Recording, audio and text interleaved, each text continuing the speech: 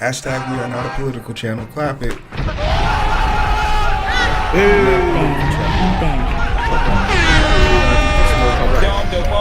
You gonna get this one. No meat, chop rice. No meat. Hey guys, how you doing? My name is Hero. This is Coding with Strangers, and I want to talk about something. It's January 20th. Mr. Trump is in office, and you could have taken this day to recluse into your shell and become a shell of yourself because of the current predicament that we're going on, but that is lazy. That is unworthy of you. We deserve better versions of you. I took today to listen to the great speeches of Martin Luther King, some of the best speeches he had, and I think my favorite one is the drum major instinct. It's such a great speech, and it's a great speech because it really encapsulates any phase of life you might be in, all the way from childhood to like older days. And it's sort of like a blueprint. The Black community has always had a blueprint on how to handle these trying times because we've been the most tried individuals in this country. So I enjoyed listening to it, and I said even as a child I enjoyed listening to it. And it's because there's an Easter egg in the speech. It's one of the rare situations, and I don't think I've ever heard a situation outside of it, but I'll snap it. And I know you will want to read what I have to say. Of course I did. After you said all of that and explained me so exactly, of course I wanted to read it. But very seriously, it goes... Hey bro, I think I'm gonna head on in for the night. I'm kind of tired. No problem. Get some rest. Hey, didn't you work today? 12-hour shift. And you went to the gym? PR to 700 deadlift. And you still got energy to do all this work? Where does the energy come from, bro?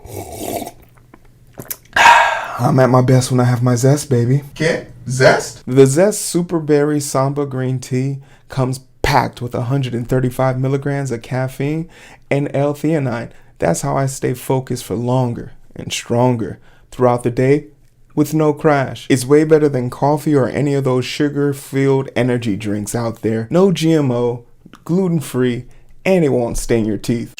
Oh yeah, that sounds real good. Is this one right? Yes, sir, that's the one. But my brother in Zest, I'm gonna need you to get your own Super Berry Samba Green Tea. Selfish. You mad, bro? Don't worry, I got you.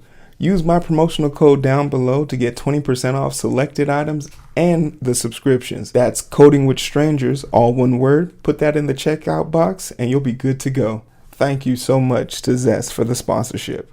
If I think about it, and I'll point you to a point where you actually get to hear Martin Luther King laugh, which is such a great thing that you are such a great person, such a great man in time and history, such a valuable person. And and up until that point, I had never heard the man laugh. He's so closely relegated and tied to misery that you forget that this man was a spectrum of emotions. And one of the most powerful emotions is to see a smile and happiness on his face. And to hear him laugh in this video, always as a child, I thought it was one of the funniest things ever to hear Martin Luther King laugh. Great video. Check it out. It'll definitely make you feel better, especially with all the bad news I'm about to bring you here shortly. We talk about AI, and we almost relegate it to... It's all collectively understood. Anyone who uses AI in a practical sense understands its limitations. Anyone who is uneducated about AI has dreams about what it could do. People who have created AIs understand its limitations and know that there's penalties for not being able to contain and control it. Last year we experienced one of the most famous people in the world, Taylor Swift, getting her likeness and watching it be abused by trolls on the internet. And there was nothing to protect them. There was nothing to protect her. There's nothing to protect other people. And the thing that becomes quite apparent is our laws need to catch up. Our laws need to catch up in order to protect consumers. Our laws need to protect other people. More importantly, this technology should not be abused by our government on lesser governments. It should not be used on disadvantaged people in other countries. It should not be used in a sense of destruction. And I very cautiously bring back our favorite president in president in bombing, Barack Obama, who bombed the most people with drones. Imagine if he had the ability to use AI and the pandemonium that would have been cured, because he was out here just blowing people up based on cell phone towers. There's 50 people in that building, but one of them have a phone that we once gave tracked to a person that we once believed was a terrorist. Blow the whole building up with a drone. All right? Blew up a ceremony, a small gathering of people. It was a wedding. Nice work, America.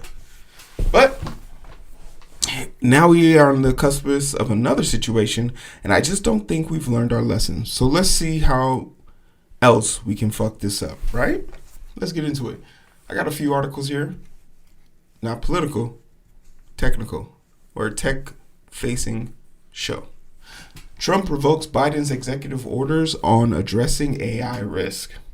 Donald Trump on Monday revoked the 2023 executive order signed by Joe Biden that sought to reduce the risk of artificial intelligence posed to consumers, workers, and national security.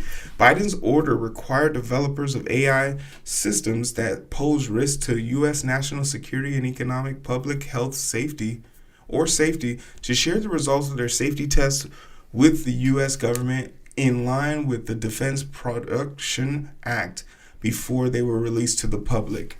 Now, this is one of those situations where Biden's executive order in 2023 didn't go far enough. And because it didn't go far enough, negative curtailing of this executive order happened, which was companies just stopped testing their AI bots or stopped testing to publish, right? They kept them internal. They never posted them publicly.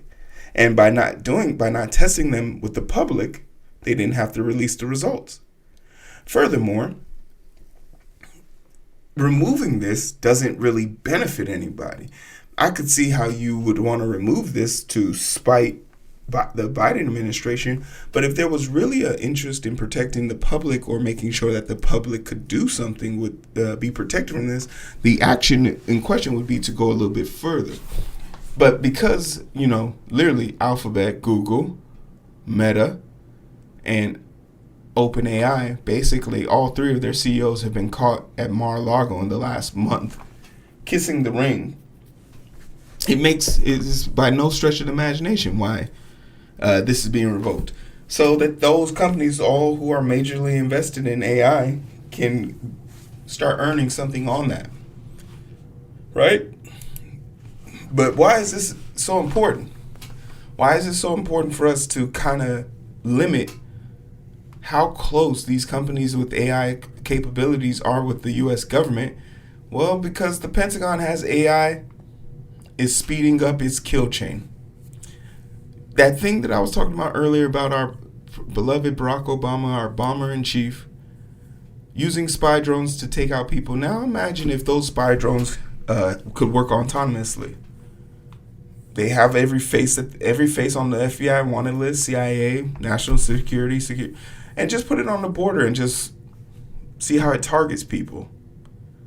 We have cameras to survey people, even though our cameras are god-awful. But they might be good enough to 70% guarantee that you are who this hit list person is. All right? Might be good enough. It's not like it's concerning or anything to say, like, it's not like aren't articles already out saying, like, how bad the facial recognition is on black and brown people, primarily who these bombs and drones were being targeted at. It's not like we don't have hundreds of articles to prove how bad these things are. It's not like we haven't tested how bad the recognition on this is. I mean, go into OpenAI and tell it to spell strawberries 30 times.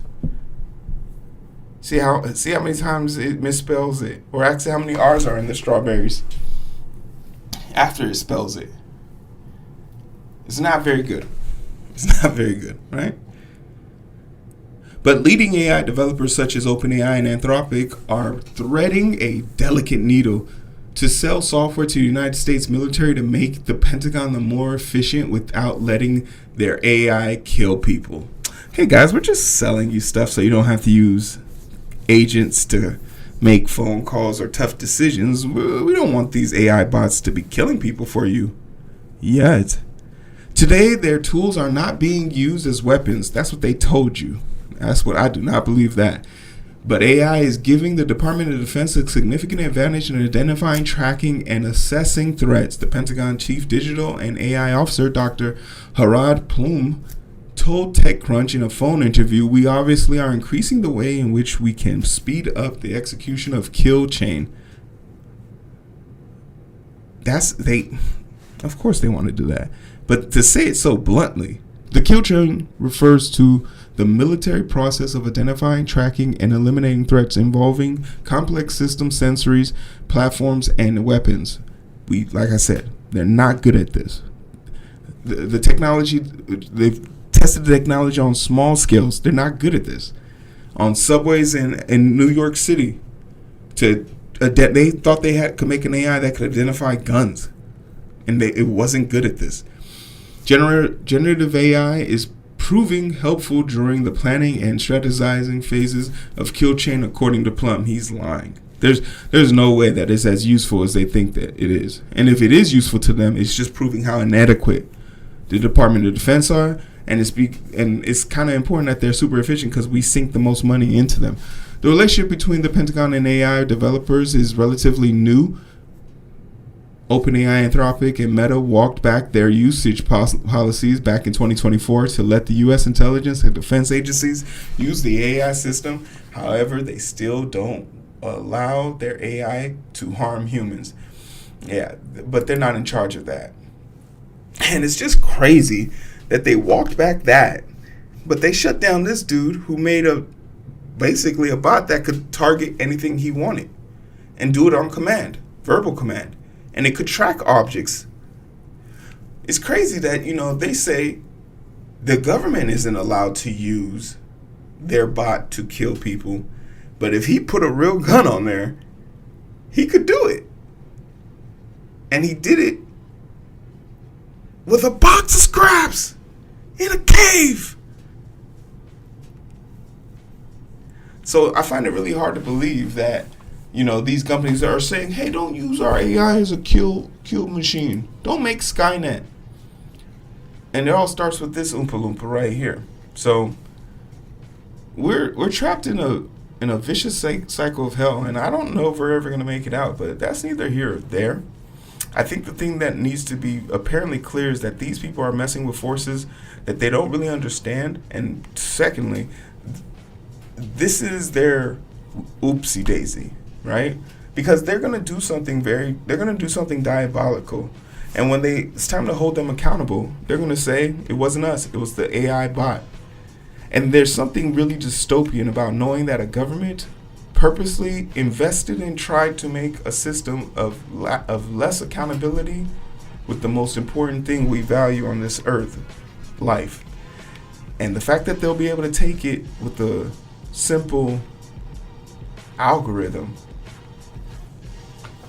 is kind of disruptive, but that's just a short little jab. I'm not gonna hold you guys for this long. You're probably super miserable. Go take a hot bath. Yak said it works really well. For everything in between time and the meantime, I'll see you guys.